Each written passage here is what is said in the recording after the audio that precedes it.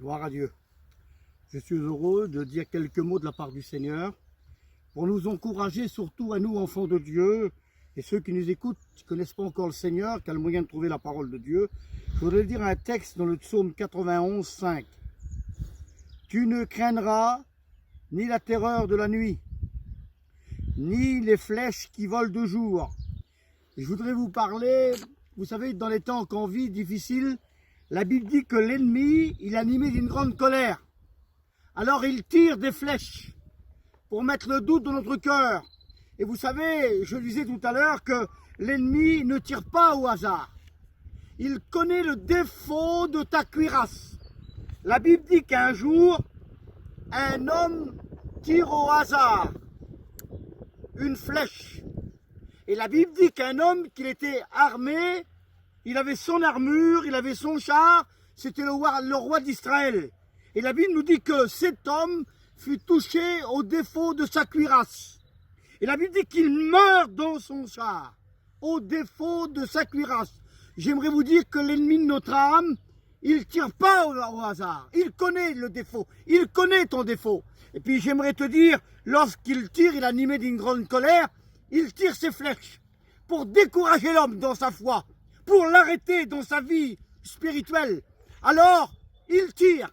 Et plus que jamais, dans le siècle qu'on vit aujourd'hui, c'est pour ça que j'aimerais vous apporter ce message, ce mot de Dieu. Il sait tirer. Il loupe pas sa cible, dit la parole de Dieu. Alors un homme tire au hasard, il touche. Un homme qui était armé, mais il avait un défaut. Je ne sais pas si c'est un défaut dans ta vie. Il serait bon de réfléchir. Et je dis souvent, avant de bâtir une tour, assis-toi et calcule les dépenses. Et puis ce mot s'adresser, et c'est pour ça que j'aimerais vous parler de l'armée, de ce futur, des armes spirituelles. Il est écrit cela, écoutez bien, dans Éphésiens chapitre 6, verset 13. C'est pourquoi, prenez par-dessus tout les armes de Dieu, afin de pouvoir résister dans les mauvais jours et tenir ferme après avoir tout surmonté. Et c'est pour ça, c'est les armes spirituelles. Dans les derniers jours, ces jours sont difficiles. Il faut se revêtir des armes spirituelles. Mais quelle arme, Seigneur? Quelle arme qu'il faut que je me revêtis? Ah ben, j'aimerais te dire, c'est tout simple. Les armes spirituelles, c'est pas les armes charnelles. Vous savez, lorsque David, c'était un berger, et lorsqu'il va nourrir ses frères, dit la parole de Dieu, oh, il n'avait pas des épées, il n'avait pas un arc non plus, tout simple.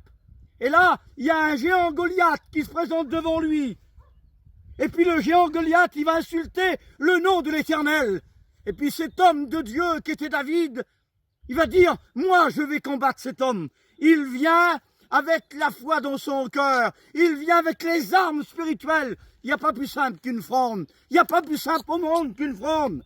Mais pourtant, il va dire, je viens pas avec ma force.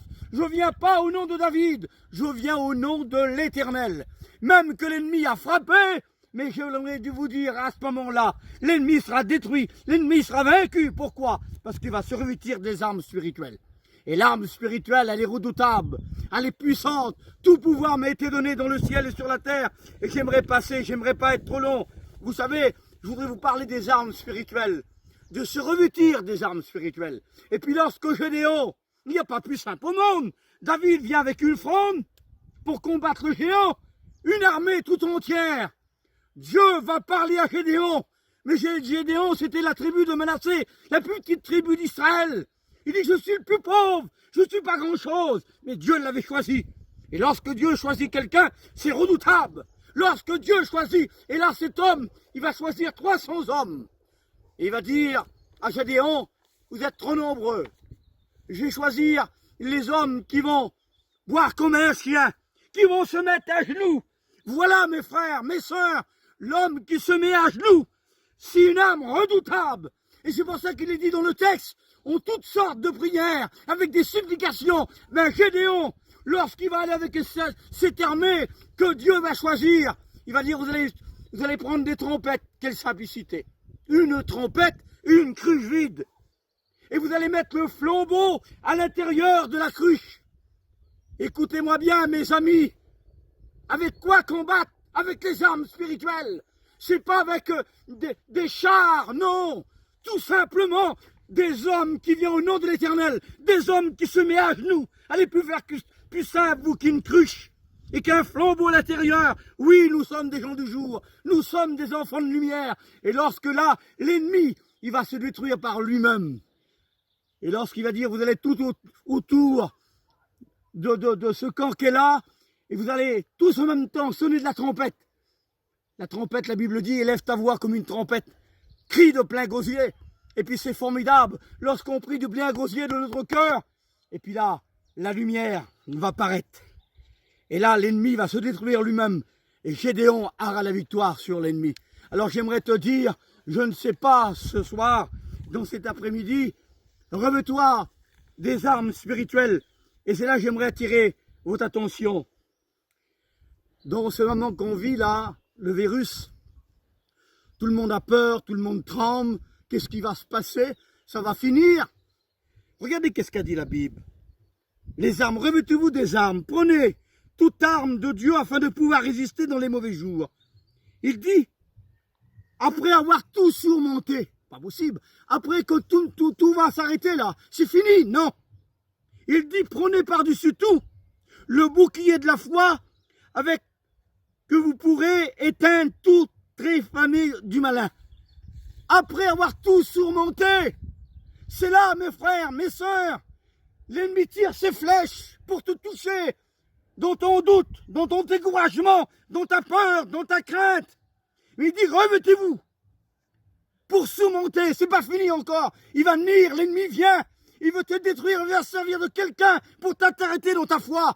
Et j'aimerais te dire, vous savez, dans l'armée, lorsqu'on prend le bouclier de la foi, ben laissez-moi vous dire, lorsqu'ils combattaient, qu'ils se battaient ensemble, ils remplissaient d'huile, c'était en cuir, et les flèches glissaient.